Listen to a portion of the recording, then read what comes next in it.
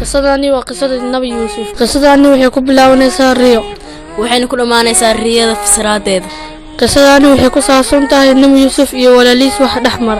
nabi yacquub wuxuu lahay 11 wiil ku jireen Yuusuf iyo walaalkiis oo isku hooyo ah nabi yacquub wuxuu aad u jeclaa wiilashiisa oo dhan wuxuu si xoog u jeclaa nabi Yuusuf oo ogaa inuu nabi noqon doono nabi Yuusuf walaalkiis waxay ka xumaadeen in aabood Yuusuf si aad u jecel nabi Yuusuf wuxuu ku riyooday 11 xidig iyo dayaxa iyo qoraxda oo u sujuudayo nabi yacquub wuxuu ku yiri riyadaada ha u sheegin walaalaha laakiin way ogaadeen riyada waxay ku tashteen inay nabi Yuusuf dilaan laakiin way la xumaatay inay dilaan nabi Yuusuf waxay ku tashteen inay ceel ku ridaan ceelkii waxaa soo maray niman safar ah oo u socda Masar waxay ka soo saareen nabi Yuusuf ceelkii waxayna ka iibsheen Masar waxaa nabi Yuusuf iibsaday wasiirka koowaad ee Masar oo ahaa nin maalqabeen ah wuxuuna ku koray ninka maalqabeenka gurigiisa nabi Yuusuf markii oo koray waxa jeclaatay ninka maalqabeenta naagtiisa qisadan oo dhameystiran waxaad ka helaysaan filimkan haddaba daawasho wacan إذ قال يوسف لأبيه يا أبت إني رأيت 11 كوكبا والشمس والقمر رأيتهم لي ساجدين قال يا بني لا تقصص رؤياك على إخوتك فيكيدوا لك كيدا إن الشيطان للإنسان عدو مبين نبي يوسف وحوكير آبه آبو وحان كرياضي iyadoo ay 11 xidigood qoraxda iyo dayuxu ay ii sujuudayaan nabi yacquub wuxuu ku yiri wiilkiisa Yuusuf wiilkayga Yuusufow ha u sheegin riyadaada walaalaha waxa dhici karaysa in shaydaanku xumaan geliyo oo ay ku dhibaateeyaan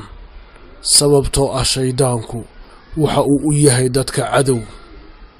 nabi Yuusuf walaalihii waxay maqleen riyadii waxaana dhacay wixii aabahood ka baqayay oo ah inay Yuusuf xumaan u qaadaan waxayna bilaabeen inay u tashtaan wixii ay ka sameyn lahaayeen Yuusuf sameynaa hadda inaan aabe ka fogeynaa Yuusuf sideen aabe uga fogeynaynaa waa inaan dilno maya ma walaalkeen baan dilaynaa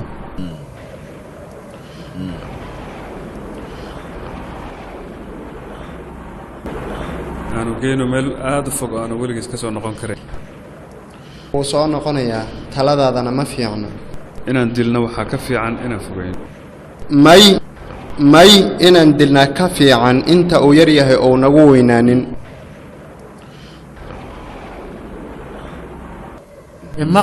imaqla aan waqti siin aniga waxaan sugaya ma jirto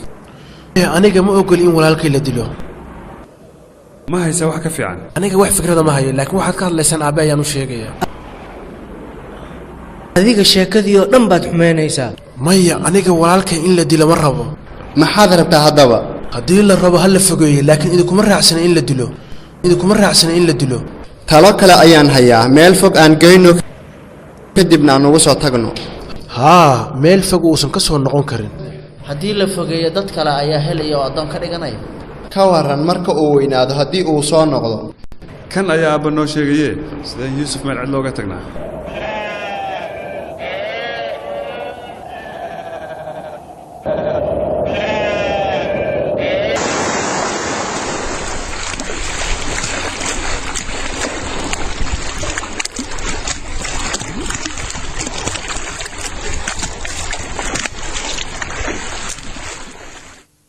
muddo ayaan arrintii Yuusuf ka wada hadlaynay wax go'aan ahna ma qaadan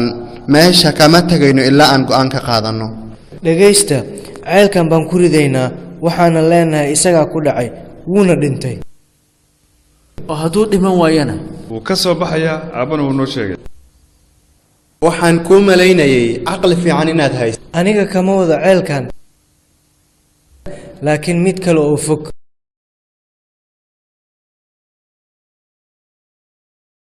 anigu waxaan aqaanaa ceelal aad u fog waan ogahay aabe ma ogolaan doono inuu yuusuf ina soo raaco. aabbo wuxuu ka baqayaa yuusuf inuu waraabaha cuno. aabe aad buu u jecel yahay yuusuf mana ogolaanayo inuu na soo raaco. يا مكة يا مكة يا حرما أشجانا نلت عزا وطبت مكانا. soo aaba shalay ma oran inuu ka baqayo in yuusuf uu waraabo cuno. haa marka aan ceelka ku ridno waxaan leenahay waxaa cunay waraabe. haa taas waa fikrad fiican. haa fikradeedu waa sax. haa fikradeedu waa sax. waxaad istaahishaa abaalgud.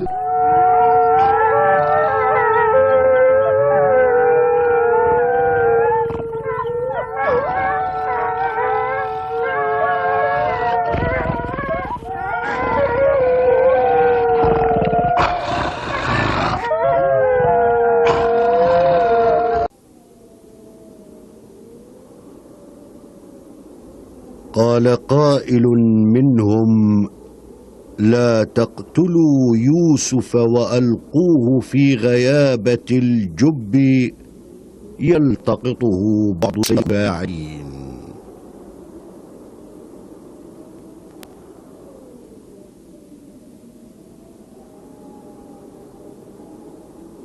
فلما ذهبوا به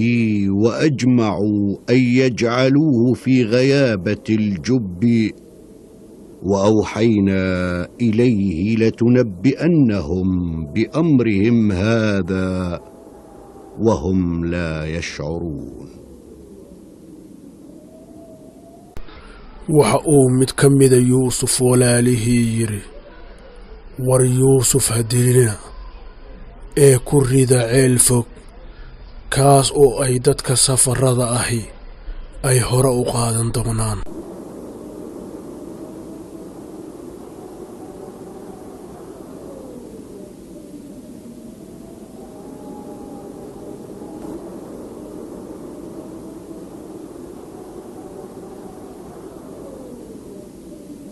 markii ay go'aansadeen inay nebi yuusuf calayhi salaam ay ceelka ku ridaan ayaa waxa u waxyooday ilaahay waxa uuna ku yidhi yuusufow ceelkan waannu kaa saari doonaa walaalahaana waxay ogaan doonaan khaladka ay sameeyeen. وجاءوا أباهم عشاء يبكون قالوا يا أبانا إنا ذهبنا نستبق وتركنا يوسف عند متاعنا فأكله الذئب وما أنت بمؤمن لنا ولو كنا صادقين. وجاءوا على قميصه بدم كذب قال بل سولت لكم أنفسكم أمرا فصبر جميل والله المستعان على ما تصفون.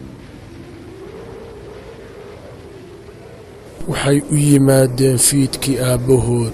iyagoo isbeen oo hinaya waxayna ku yidhaahdeen aabbahood aabbow waxaannu samaynay tartan iyo orod waxaanan yuusufna uga tagnay alaabtayadii meeshii ay taallay kadibna waxaa cunay waraabe adigu nama rumaysanaysid xitaa haddii aan run sheegayn. waxay keeneen qamiiskiisi oo ay dhiig beena soo mariyeen. aabbahood waxa uu ku yidhi waxaasi waa waxay naftiinni idinku sheekaysay aniguna waa samrayaa samir wanaagsan ilaahay ayaana ka kaalmo weydiisanayaa waxa aad sheegaysaa. yuusuf weli waa nool yahay maalintii labaad. aniguba waan u malaynayaa. aniga xataa ka warrama haddii aan ceelka ka soo saarno oo aan dilno. oo sidee baan u samaynaa? hadda ayaan soo saaraynaa waana dilaynaa. maya anigoo nool yuusuf lama dili karo. adiga meel walba waa naga hortaagan tahay. ma yeelayo dilka walaalkay dilku waa arrin falcun. shalay markii aan ceelka ku ridnay waa ogoleed laakiin taas dil ma ahayn. waqti la doodo ma haysano ee aynu ka fikirno. imaqla aan soo dilno waraabo aan dhahno yuusuf oo cunay waraabahee waraabihii yuusuf oo cunay waa been kale oo weyn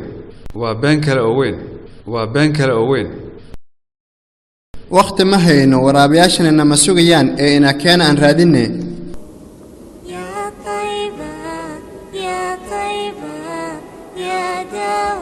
yuusuf oo cuntadan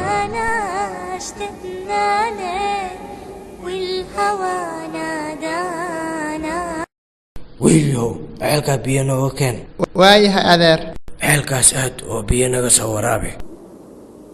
adeer ceelkaas biyihiisa waa qaraar war wax kale ma haysanee noo keen biyaha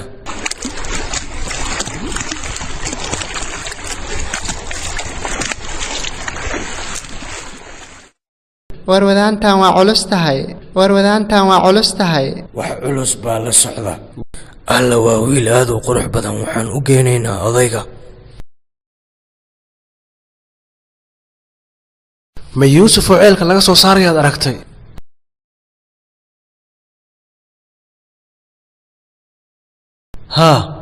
haa ma 3 maalmood oo ceelku ku jiro cunto la'aan noolaan kara war soo dhaqsada inta ayna tagin aynu ogaano meesha u socdaan halkeed horta u socotaan waxaan u soconnaa Masar ee aan idinka iibin imise ayaad naga siinaysaa wiilkan waa wiil yar wax shaqo ah ma qaban karo dhaqso imisaad inaga siinaysaa waxaan idinka siinayaa 30 dirham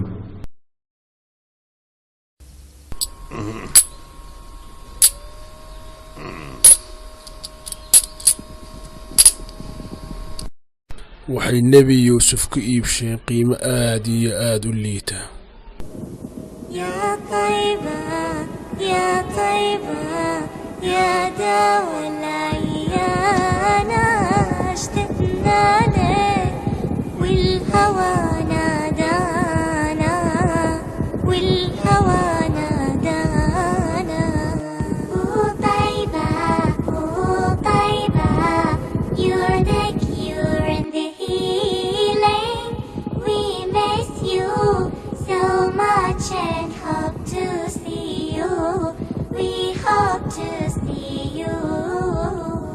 لما صار المركب نساني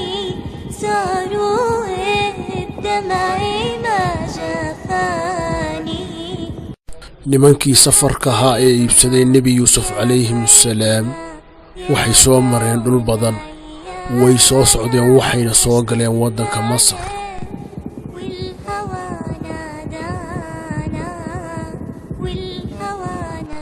socotadii markay soo galeen waddanka Masar waxay iibsadeen nebi yuusuf calayhi salaam waxaa iibsaday wasiirka koowaad oo loo yaqaanay casiizul Masr wuxuu geeyey gurigiisa wuxuuna kala dardaarmay xaaskiisa inay si fiican u dhaqaalayso nebi yuusuf calayhi salaam waxa uu ku barbaaray qasriga wasiirka waxa uuna markuu weynaaday noqday mas-uulka qasriga oo dhan nebi yuusuf calayhi salaam markii uu qaangaar noqday waxa uu la kulmay imtixaan aad u adag oo waxaa naftiisa ka dalabtay naagtii wasiirka ee uu gurigooda ku soo koray laakiin ilaahay subxaanahu wa tacaala ayaa ilaaliyey oo ka dhowray waxay habeenada ka mida si fiican isu diyaarisay oo ay rabtay xumaan hase yeeshee ilaahay subxaanahu wa tacaala ayaa nebi yuusuf ka ilaaliyey waxaana uu yidhi waxaan kaa magan galay ilaahay hase yeeshee intaa kumay hakana way soo eryatay iyadoo ka daba cararaysa oo qamiiskiisa jeexday ayaa waxaa soo galay ninkii iyada qabay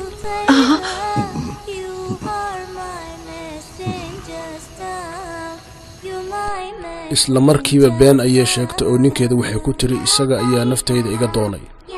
hase yeeshee nebi yuusuf calayhi salaam wuxu uu yidhi been bay sheegaysaa oo iyada ayaa nafteeda iga doontay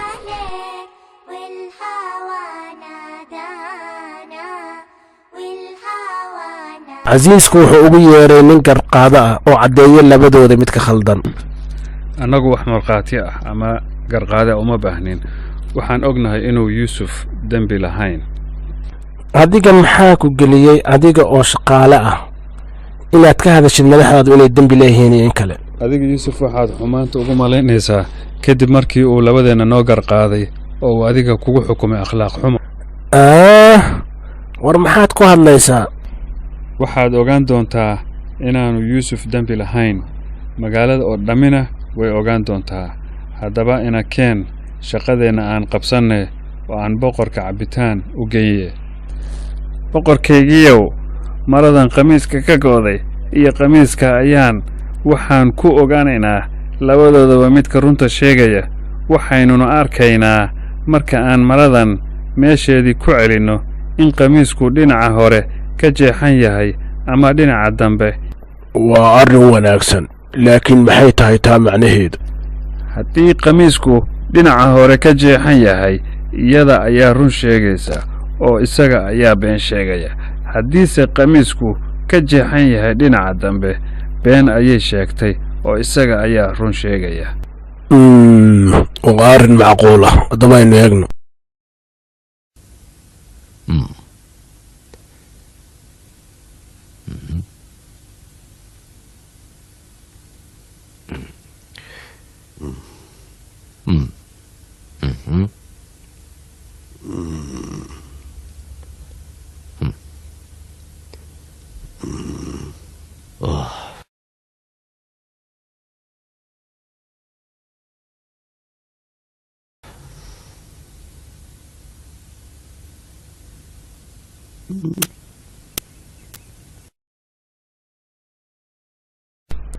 markii yuusuf uu igu yidhi iyada ayaa naftayda iga doontay, waan ogaa inuu run sheegayo, sababtoo ah been kuma aanan baran. saas oo tahay waxaan u yeedhay nin idinkala saara oo weli qoyskaaga ah. waxaan rajeynaya inay adiga tahay qofka runta sheegaya. miyaad rumaysatay ninkaas? waa nin duqoobay oo isku dardarsamay. yuusuf waxaan kala hadlay arrinta inuu qariyo, waanu iga ballan qaaday. adiguna ilaahay dembi dhaaf weydiiso, waad khaldamtay.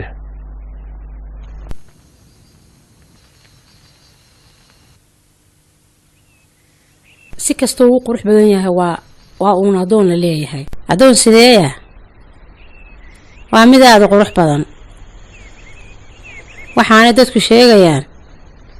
in quruxdiisu indhaha la tegayso. si kasta ha ahaatee, waxaanu ognahay naagtaas kibirkeeda iyo isla weynideeda. haddana waxaynu arkaynaa in wiilkii addoonka ahaa ay doontay. waxaan aragnaa inay qaldan tahay.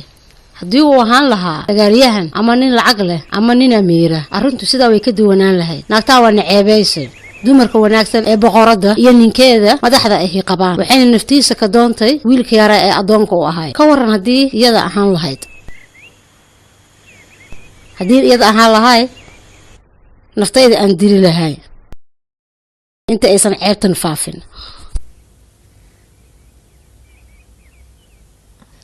wanaagta wasiirka idin samaynaysaa berito martiqaad gurigeeda. naagta oo wasiirka qabo beri martiqaad inuu samaynaysaa. waxaan isugu keen yeelay inaan idin sheego inaanan dembi lahayn oo arrintan la sheegay aniga waxba ka jirin. ma rumaysateen wax la sheegayo? qof dumar oo sharaf leh oo sideedoo kale ah miyay waxaasi ka suurtoobaan? maya waa ku iri naag ahaan in arrintaan tahay mid suuragal ahayn. waa saas aad sheegtay, waa arrinaan suuragal ahayn. miyaanay sidaas idinla ahayn? haddana aan idin keeno cunadii oo aan idinku sharfo. يا طيبة يا طيبة يا دوا العيان. markaan kuu baaqo soo geli yuusuf, laakiin ku dadaal inaanu wejigiisa ka qarin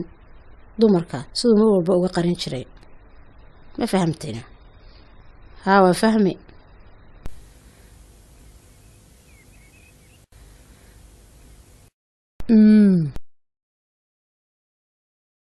adigu waxa cusub mar walba waad xayeysiisaa. saxankan mooye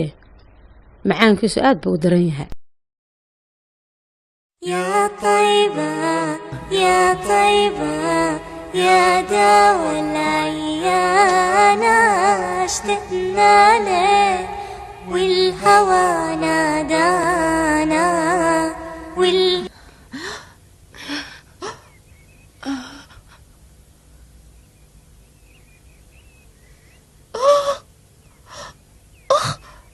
kan maa yuusuf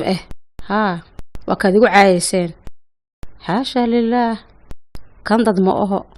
maya waa dad maya dad ma oho kan malag qurux badan waaye idinku hadda waad ila wadaagtaan jacaylka dhiiguna waxa uu ka da'ayaa gamcihiina mudane wasiir wiilka arrintiisu dhammaan mayso inaad meel kala geysid oo aad fogeysid mooye maya ma samaynayo wiilkaasi ma istaahilo ciqaab sidaa ma aha ee waxaan ku talin lahaa in muddo la xiro inta ay arrintu ka degayso قال رب السجن أحب إلي مما يدعونني إليه وإلا تصرف عني كيدهن أصب إليهن وأكن من الجاهلين فاستجاب له ربه فصرف عنه كيدهن إنه هو السميع العليم martiqaadkii ay isugu yimaadeen naagaha madaxdu ee ay gacmaha isaga jarjareen wixii ka dambeeyey arrintii nebi yuusuf way faaftay waxaana ay noqotay mid looga sheekaysto guryaha madaxda oo dhan sidaa daraaddeed nimankii madaxda ahaa waxay go'aan ku gaareen inay nebi yuusuf calayhi salaam xiraan in muddo ah inta arrintu ay damayso oo sheekadu halkaa ku dhammaanayso nebi yuusuf calayhi salaam markuu arkay naagahan xumaanta ay la doonayaan ayuu ilaahay subxaanahu wa tacaala baryey waxaanu ilaahay ka baryey inuu xabsiga ka jecel yahay dhibaatada iyo xumaanta ay naagahani la doonayaan haddii kaleetana uu noqonayo mid jaahil ah oo jaahiliinta ka mid ah oo raacaya naftiisa iyo shaydaan ilaahay subxaanahu wa tacaala wuu ka aqbalay nebi yuusuf baryadii calayhi salaam waxaana la xiray in muddo ah nebi yuusuf calayhi salaam lala xiray 2 wiil oo ka shaqayn jiray guriga ninka madaxda ah labadaa wiil oo lagu eedeeyey inay doonayeen inay sumeeyaan ninka madaxda ah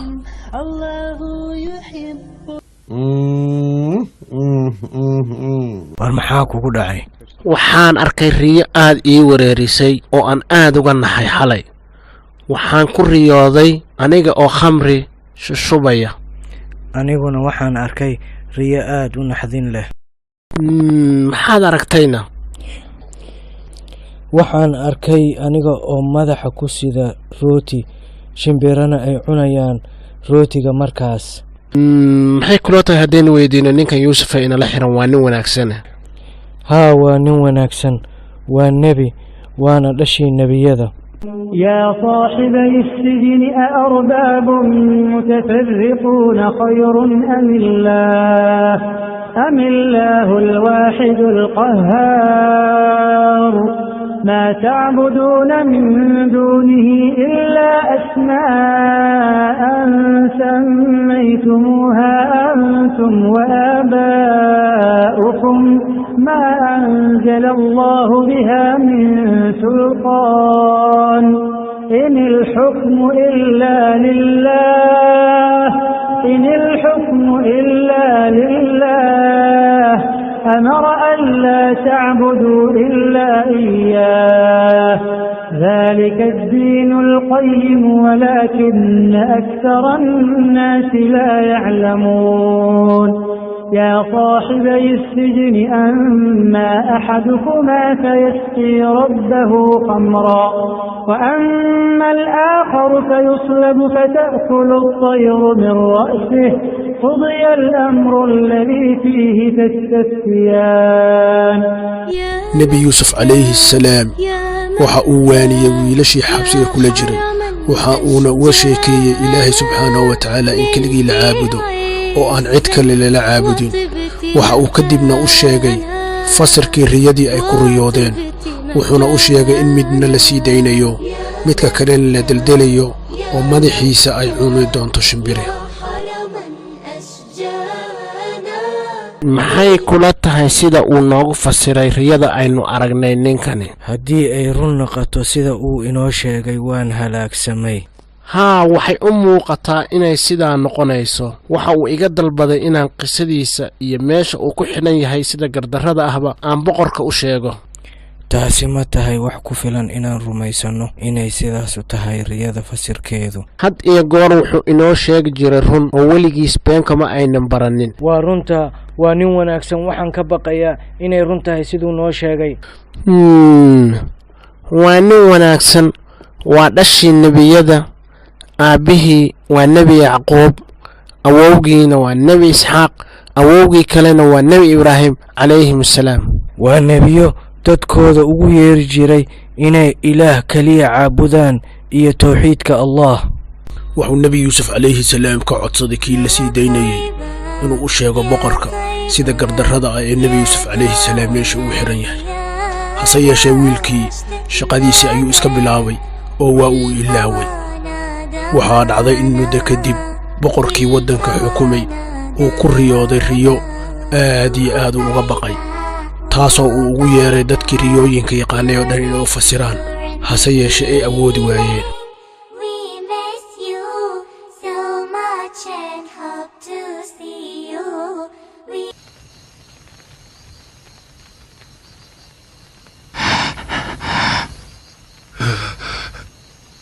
maxaa kugu dhacay boqorow? waa maxay waxani? waxaan arkay anoo hurda riyo aad u yaab badan. waxaan arkay 7 sac oo burburan oo meel dab ah ka soo baxaya, oo ay ka daba imanayaan 7 sac oo caato ah oo iyana ka soo baxaya dabkaas, kadibna cunaya 7 sac ee burburan. maxaad u malaynaysaa inay tahay oo lagu fasiri karaa? waxaas waa qarow aan macno lahayn boqorow. الله رحيم الله يحب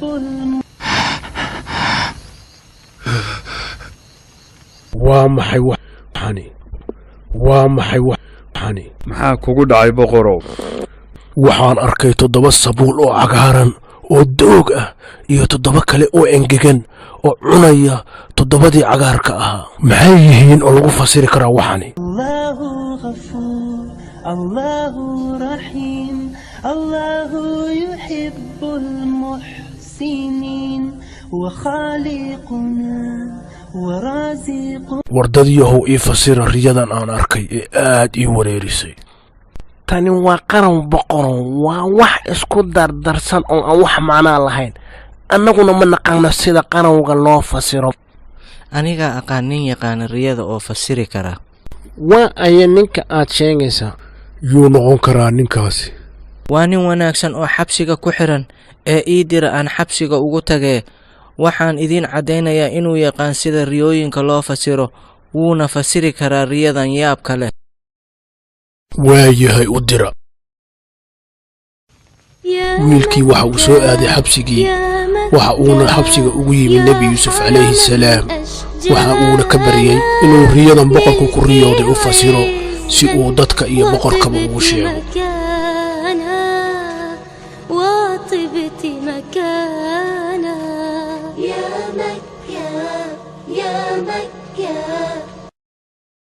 yuusuf saaxiibow, noo fasir 7 sac oo cayilan oo ay cunayaan 7 sac oo caatada ah iyo 7 sabuul oo cagaaran oo ay cunayaan 7 sabuul oo engegan, si aan dadka iyo boqorkaba ugu sheego. war maxaad soo aragtay bal ii sheeg? yuusuf riyadii ayuu ii soo fasiray. muxuu kugu yidhi? riyadaas fasirkeeda waxaa yuusuf uu igu yidhi waxay tahay, waxaa noo imanaya 7 sano oo barwaaqo ah oo aynu wax badan beeranayno. waxaan uu yuusuf nagula taliyey inaan sabuulkeeda u dayno si uunan suuska u cunin, oo aynu keedsano wixii ka soo hara waxaan cunayno. waxaa kadib imaanaya 7 sano oo abaar aad u daran ah. waxaynu cunaynaa wixii aan horey u keedsanay 7 sano ee hore. kadib waxaa imaanaya sanad aad iyo aad u barwaaqaysan oo dadkoo dhan ay nimcaysan doonaan. war ninkani cilmi iyo xikmad badana. war ninkani waa nin qiimo leh oo aad u wanaagsan.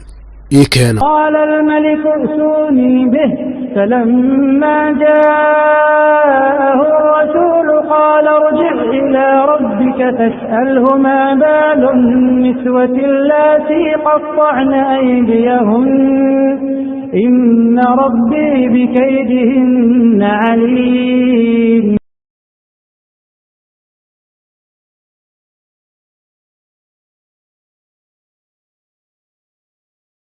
nebi yuusuf calayhi salaam markii xabsiga loogu yimi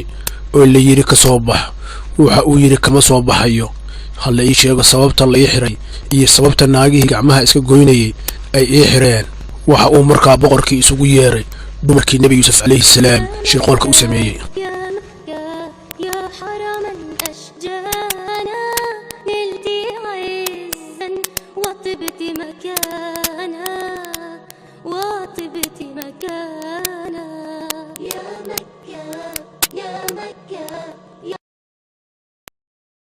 waxaan rabaa inaan ogaado runta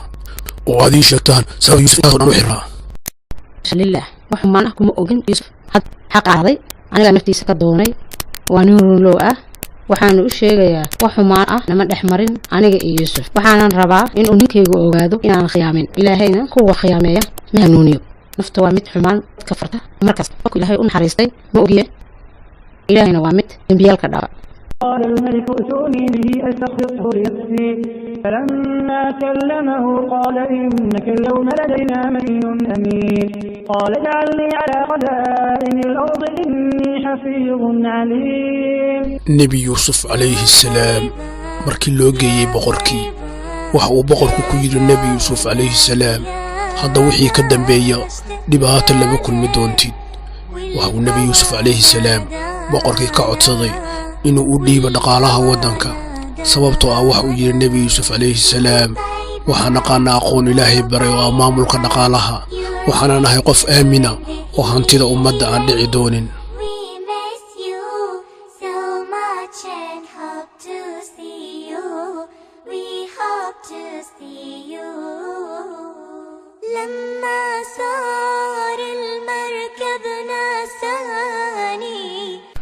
nebi yuusuf calayhi salaam markii xabsiga laga soo daayey waxa uu boqorka weydiistay inuu mas-uul uga dhigo dhaqaalaha waddanka sababtoo ah waxa uu isku darsaday nebi yuusuf calayhi salaam aqoon iyo aaminnimo sidaas ayuu dhaqaalaha masar ku badbaadiyey.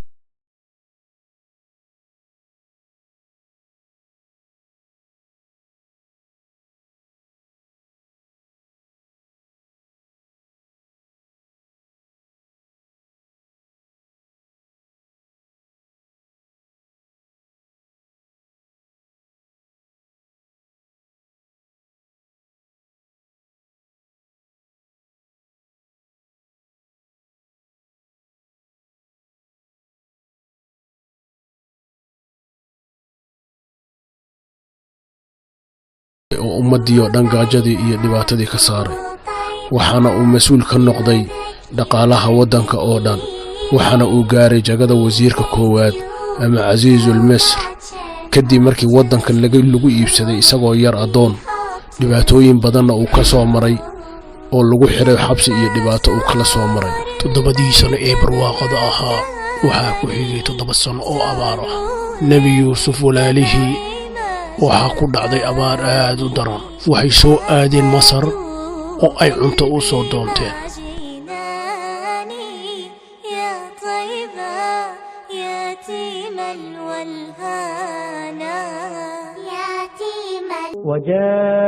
وجاء إخوة يوسف فدخلوا عليه فعرفهم وهم له منكرون فلما جهزهم بجهازهم قال ائتوني بأخ لكم من أبيكم ألا ترون أني أوفي الكيل وأنا خير المنزلين فإن لم تأتوني به فلا كيل لكم عندي ولا تقربون قالوا سنراود عنه أباه وإنا لفاعلون فقال لفتيانه جعلوا بضاعتهم في رحالهم لعلهم يعرفونها إذا انقلبوا إلى أهلهم لعلهم يرجعون. nebi yuusuf walaalihii markay soo galeen masar waxaa markiiba arkay nebi yuusuf calayhi salaam isaga oo filayay inay imanayaan oo ay masar cunto u soo doonanayaan iyagu laakiin ma aysan garan nebi yuusuf calayhi salaam si wanaagsan ayuu u soo dhoweeyey walaalihii wuu waraystay isagoon isu sheegin reerkooda iyo qoyskooda iyo xaaladooda nololeed ayuu ka waraystay waxay u sheegeen in reerkooda uu ka kooban yahay 10koodan iyo 2 kaleeto isku bah ahaa oo mid isagoo yar la waayey midna uu aabihiis la joogo nebi yuusuf calayhi salaam markuu waraysigiisii dhammaystay oo wuxuu doonaya uu ka ogaaday ayuu wuxuu yidhi si aan u ogaado inaad run sheegaysaan oo aydan dad basaasiin ahayn waa inaad marka soo socoto walaalkiin uu idin soo raacaa haddii kaleeto waxba laydinka iibin maayo cunto dambe masar u soo dooran maysa waxay yidhaahdeen waxaanu soo weydiinaynaa aabbaheen oo arrintaa kala soo tashanayna markii ay sii baxayeen ayuu nebi yuusuf calayhi salaam wiilashii u shaqaynayey wuxuu yidhi alaabtii ay la yimaadeen ee ay doonayaan cuntada inay ku beddeshaan u celiya oo awrtooda u geliya iyagoon ogayn wuxuu naga rabaa ninkan madaxda oo sidaa noogu soo dhoweeyey waxaan u malaynayaa basaasiin ayuu inoo maleeyey muxuu noo weydiiyey inaan walaalkeen benyamin uuna soo raaco safarka dambe aan masar ku imaanayno waxaan u malaynayaa inuu sidaa u samaynayo inuu hubsado inaan run sheegayno laa xawla walaa quwata ilaa billaah waxaana loo diiday in waxna laga iibiyo ilaa walaalkeen benyaminna soo raaco ma u malaynayo inuu aabbaheen inaan rumaysanayo oo benyamin inagu soo darayo aabbe waan ku celcelinaynaa oo baryaynaa ilaa uu benyamin nagu soo daro waxaan ninka madaxda ka ballan qaadnay in aabbihii soo weydiisano inuu nagu daro benyamin فلما رجعوا إلى أبيهم قالوا يا أبانا منع منا الكيل فأرسل معنا أخانا نكتل وإنا له لحافظون قال هل آمنكم عليه إلا كما أمنتكم على أخيه من قبل فالله خير حافظا وهو أرحم الراحمين markii ay nebi yuusuf walaalihii ku soo noqdeen guryahoodii oo ay masar ka yimaadeen waxay aabbahood u sheegeen in loo diiday in wax laga iibiyo inuu soo raaco walaalkood benyamin mooyaane aabbahood yacquub calayhi salaam waxa uu yidhi waxaan idinku aaminaa benyamin sidii aan markii hore idinku aaminay yuusuf oo aad tuurteen ood ilaalin weydeen ilaahay subxaanahu wa tacaalaa ayaa inta wax xifdisa ugu wanaagsan ilaahay ayayna naxariistiisu badan tahay oo cid kasta ka naxariis badan alxamdulilaah aabbaheen ugu dambayntii waa aqbalay inuu walaalkeen benyamin nagu daro laakiin aabbaheen ogolaanshihiisa waxay ku xidhan tahay shuruud wuxuuna weydiistay inaan ballan ilaahay ku qaadayno inaan benyamin u soo celinayno isaga oo nabad qaba ilaa laynu kaga awood roonaado mooyaane waxaan aabbaheen ka qaadnay ballan inaan ilaalinayno benyamin oo aan dhammaanteen ku difaacayno wixii awood aan leenahay oo dhan insha allah aabbaheen markaan ma xumaynayno oo waxaynu ilaalinaynaa ballantiisa الله غفور الله رحيم الله يحب المحسنين maxaa aabbaheen u yidhi ka gala albaabo kala duwan oo hal albaabha ka gelina waxaan u malaynayaa waa arrin uusan aabba noo sheegin oo arrintaasi waa maxay waxaa dhici karto in uu dad xaasidiina nooga baqay waxaa dhici karto haddii qof walba uu albaab ka galo in aan helno walaalkeen yuusuf ilaahay baa og laakiin wixii ilaahay noo qoray way nagu dhacayaan waa sax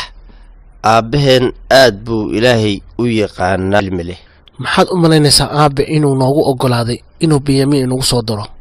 waxaan u malaynayaa kadib markuu arkay sida wanaagsan ee ninkan wanaagsan uu noo dhaqaaleeyey ayaan u malaynayaa inuu benyamin noogu daray waa sidaa aabbaheen waa nin deeqsi ah taas ayaana keentay markii uu arkay ninkan wanaagsan eena dhaqaaleeyey ayuu inoogu oggolaaday inuu nagu daro benyamin ولما دخلوا على يوسف آوى إليه أخاه قال إني أنا أخوك فلا تبتئس بما كانوا يعملون فلما جهزهم بجهازهم جعل السقاية في رحل أخيه ثم أذن مؤذن أيتها العير إنكم لسارقون markii ay nebi yuusuf walaalihii u soo galeen nebi yuusuf calayhi salaam iyaga oo aan garanaynin waxa uu gooni ula baxay walaalkiis benyamin waxaana u sheegay inuu walaalkii yahay waxbana aanu ka welwelin fitnada iyo dhibaatada ay sameeyaan markii ay diyaar garoobeen inay baxaan ayuu nebi yuusuf calayhi salaam wiilashii shaqaalaha wuxuu u sheegay weelka dadka wax loogu beegayey inuu alaabta walaalkii binyamiin ku rido kadibna nin shaqaalaha ka daba dhawaaqo wuxuu yidhi war nimankiina safarka ahow waxbaad xaddeena istaaga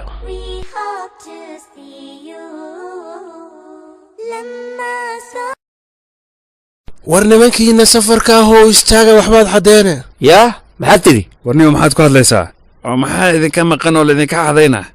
waxaan raadinaynay weelka boqorka uu wax ku beegayey waa weel aad u qaali ah oo aan la helin waxaana naloo ballan qaaday qofkii soo hela raashin uu awr qaadi karo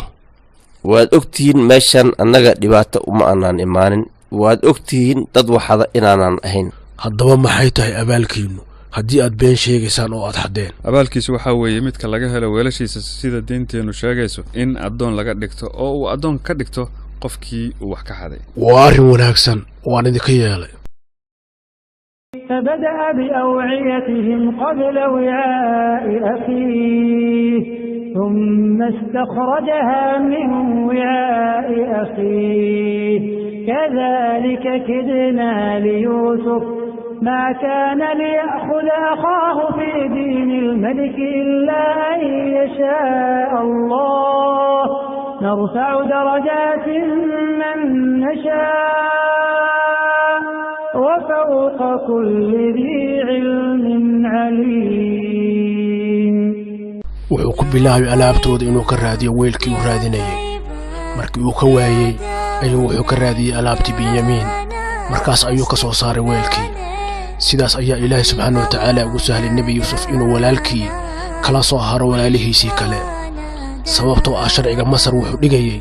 qofkii waxada in la dilo ma rumaysan karo inuu benyamiin tuug noqday aniguna ma rumaysan karo mana aqbali karo oo sidee benyamiin u sameeyey arrinkaas haddii uu waxday waxaa hore wax u xaday walaalkii yuusuf haa taasi waa sax oo horay ayay u dhacday ma xasuusataa markii yuusuf oo yar uu awogii ka xaday sanabkii oo uu jijibiyey يسرق فقد سرق أخ له من قبل فأسرها يوسف في نفسه ولم يبدها لهم قال أنتم شر مكانا والله أعلم بما تصفون nebi yuusuf calayhi salaam walaalihii waxay yidhaahdeen haddii uu binyamiin waxaday waxaa hore wax u xaday yuusuf oo walaalkii ahaa nebi yuusuf calayhi salaam wuxuu hoos u yidhi isaga oon maqashiinayn iyaga idinka ayaa naga shar badan ilaahayna waa ogyahay waxa aad sheegaysaan aabbaheen waa nin aad u da'a aad buuna u jecel yahay wiilkiisa haddaba intaynan kale qof kaxayso isagana noo soo daa waxaan kuu aragnaa inaad nin aad iyo aad u wanaagsan tahay قال معاذ الله أن نأخذ إلا من وجدنا متاعنا عنده إنا إذا لظالمون nebi yuusuf calayhi salaam wuxuu ugu jawaabay ilaahay ayaan ka magan galay inaan qaadanno qof aan dembi samaynin oo aanan alaabteenna ka helin haddii aan sidaa yeelno waxaan noqonaynaa kuwa daalimiina oo dembi galay wax rajo ah kama lihin in benyamiin la soo daayo waxay u qaateen addoon iyagoo shareecadeenna ka faa'iidaysanaya alxamdulilaah inay shareecadeenna ku qaateen haddii tooda ay ku qaadan lahaayeen waalidin lahaa alxamdulilaah ilaah baa mahad leh laakiin hadda maxaan samaynaa oo noo bannaan ilaahayow waa maxay musiibadanina qabsatay ilaahayow naga dulqaad aabba ma rumaysanayo waxa dhacay maanta hadduu maqlo aabbaheen ballan ayuu nala galay taasoo ah in aan yuusuf soo celinno oo aanan imaan la'aantiis hadda ka horna mar ayaan dayacnay anigu waddankan ka tegi maayo inuu aabbahay ii oggolaado inaan ka tago ama ilaahay ii garto mooye ilaahayna inta wax xugmisa isaga ayaa ugu xukun wanaagsan waxaan ilaahay ka baryaynaa inuu binyamiin si dhaqso ah noogu soo daayo isagoo nabad qaba oo aan dhib gaarin si aabbana uu ugu farxo ma rabtid inaad nala noqotid miya maxaan aabbaheen ku odhanaynaa waxaan ku odhanaynaa wiilkaagii waxbuu xaday annaguna waannu arkaynay markii alaabtiisa laga soo saarayay weelka boqorka waxaan ka qaadnay ballan aabbaheen inaan benyamiin soo celinno siduu markaa noo rumaysanayaa innagu waxa dhici doona ma ogeyn haddaan ogaan lahaynna inuu benyamiin xadayo weelka boqorka nama uusan soo raaceen taasna annaga eed kuma lihin inay sidaas u dhacdo hadalladanu faa'iido badan ma lahan aabbaheenna ma rumaysanayo waxaad ku tidhaahdaan aabbe waxaad weydiisaa dadkii socotada ahaa ee aan wada soconnay wixii dhacay iyagaa markhaati ka ahaa oo arkayay nebi yuusuf calayhi salaam walaalihii waxay ku soo noqdeen guryahoodii iyagoo aad u niyad jabsan oo ka xun in binyamiin lagala haray oo addoon ahaan masar loogula haray waxayna aad uga walwalsanaayeen wixii ay ku odhan lahaayeen aabbahood oo markii hore ballan adag ay la galeen inay binyamiin soo celinayaan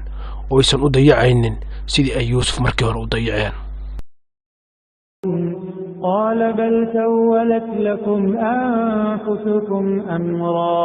فصبر جميل عسى الله أن يأتيني بهم جميعا إنه هو العليم الحكيم nebi yacquub calayhi assalaam markay wiilashiisu u yimaadeen oo ay u sheegeen in binyamiin addoon ahaan masar loola haray waxa uu ku yidhi anigu waa samrayaa samir wanaagsan waxaasina waa waxay naftiinnu idinku sheekaysay waxaa dhici karaysa ilaahay subxaanahu wa tacaala inuu labadoodiiba ii keeno ilaahay subxaanahu wa tacaala isaga ayaa aad u cilmi iyo xikmadba badan aabbaheen arrintii waxay ku naqatay lama filaan aabbaheenna ma rumaysanayo in kasta oo aan markaan run sheegayno murugadii benyamiin waxay kusii kordhisay murugadii uu u qabay yuusuf maqnaanshihiisa had iyo goorna iyaga ayuu ka sheekeeyaa ilaa uu indhabeelay oo murugadii indhatirtay araggiina uu u soo noqon waayey laa xawla walaa quwata ilaa billaahi alcaliyi alcadiim miyaysan nagu filnayn waxa fakhrina haysta aabbaheen kama murugaysna waxana haysta oo fakhri ah waxa keliya uu ka murugaysan yahay waa yuusuf iyo benyamiin waxa uu naga dalbaday aabbe inaan tagno oo aan raadino yuusuf oo markii aan asaga helnana aan helayno benyamiin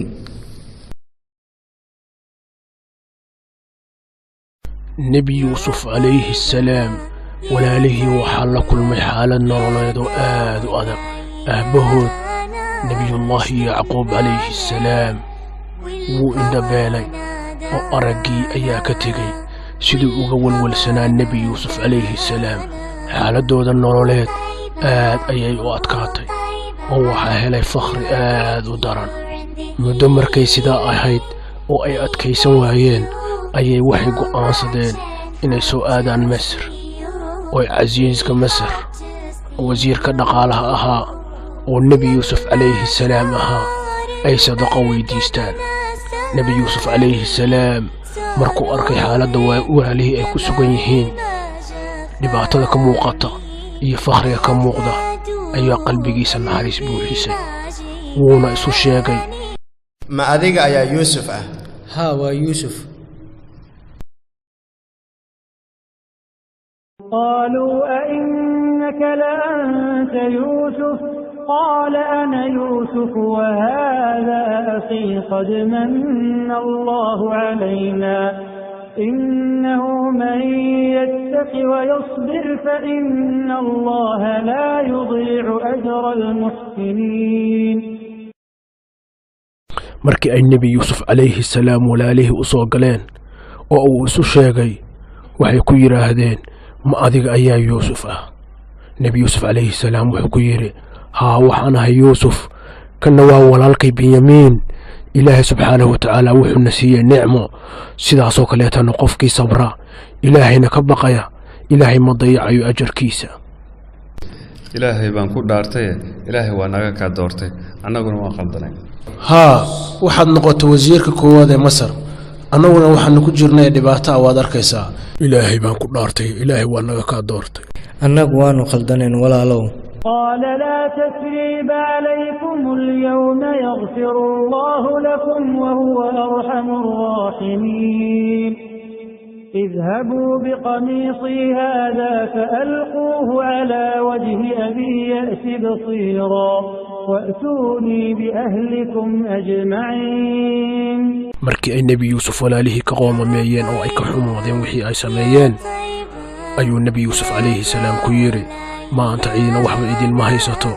ilaahay subxaanahu wa tacaala waa idin dembi dhaafayaa qaada shaatigayga oo aabbahay wejiga uga dhifta waxa u soo noqonaya araggiisii oo si fiican buu wax u arkayaaye dhammaantiinna ii soo guura idinka iyo reerihiinnoo dhan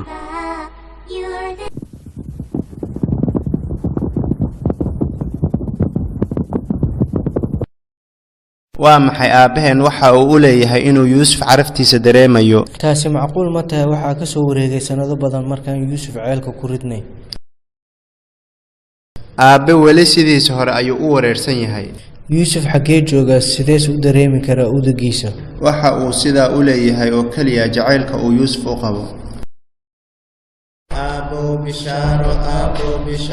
waxaan helnay yuusuf aabow bishaaro dhibaatadii benyamiinna way dhammaatay aabow bishaaro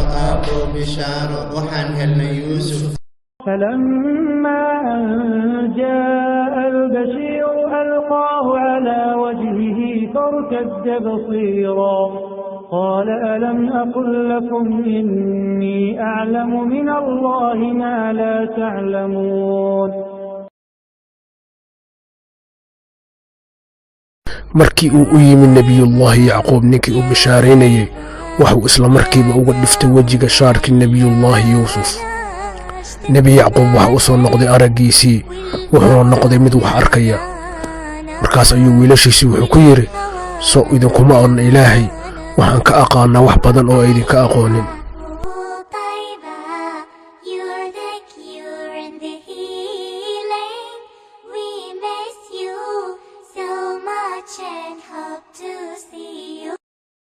markii nebiyullaahi yacquub araggiisii u soo noqday oo uu noqday mid wax arkaya ayay wiilashiisii waxay ku yidhaahdeen aabbow ilaahay dembi dhaaf noo weydii nebiyullaahi yacquub wuxuu ka ballanqaaday arrintaa inuu ilaahay dembi dhaaf u weydiinayo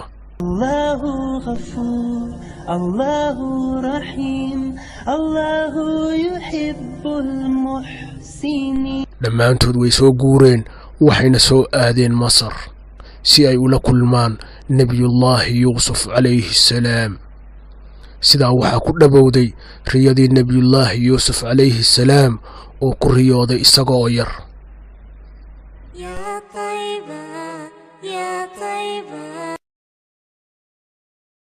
إذ قال يوسف لأبيه يا أبت إني رأيت 11 كوكبا والشمس والقمر رأيتهم لي ساجدين